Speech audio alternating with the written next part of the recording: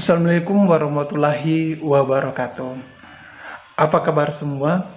Alhamdulillah, bersyukur sekali bisa sampai pada modul 2.1, yaitu tentang pemenuhan kebutuhan belajar murid melalui pembelajaran berdiferensiasi. Pada kesempatan kali ini, saya akan membahas tentang koneksi antar materi, yaitu antara materi yang sementara saya pelajari dengan materi-materi yang sebelumnya. Namun, sebelum membahas koneksi antar materi, saya mau menyimpulkan dulu tentang pembelajaran berdiferensiasi. Jadi setelah saya mempelajari tentang pembelajaran diferensiasi, saya bisa menyimpulkan tentang pembelajaran berdiferensiasi adalah pembelajaran yang berorientasi pada pemenuhan kebutuhan belajar murid. Pemenuhan kebutuhan belajar murid itu bisa kita lihat pada misalnya minat belajar murid, gaya atau profil belajar murid, dan kesiapan belajar murid. Pembelajaran berdiferensiasi juga memiliki tujuan yang dijabarkan dengan sangat jelas. Pada pembelajaran berdiferensiasi, guru dapat menyesuaikan rencana pembelajaran untuk memenuhi kebutuhan belajar murid. Nah, selanjutnya, pembelajaran berdiferensiasi ini juga memiliki manajemen kelas yang sangat efektif, terstruktur dengan jelas. Walaupun memiliki kegiatan yang berbeda-beda, terdiferensiasi, tetapi tetap berjalan secara efektif. Selanjutnya tentang bagaimana pembelajaran berdiferensiasi dapat memenuhi kebutuhan belajar murid. Nah, untuk menjawab pertanyaan tersebut, namun sebelum melakukan pembelajaran di kelas itu harusnya seorang guru diwajibkan melakukan asesmen diagnostik.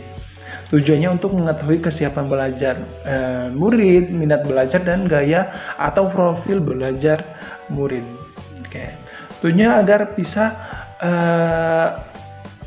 memetakan kebutuhan belajar murid berdasarkan karakteristiknya, sehingga bisa terpenuhi kebutuhan belajar murid dan bisa membantu guru untuk mencapai hasil belajar yang lebih efektif.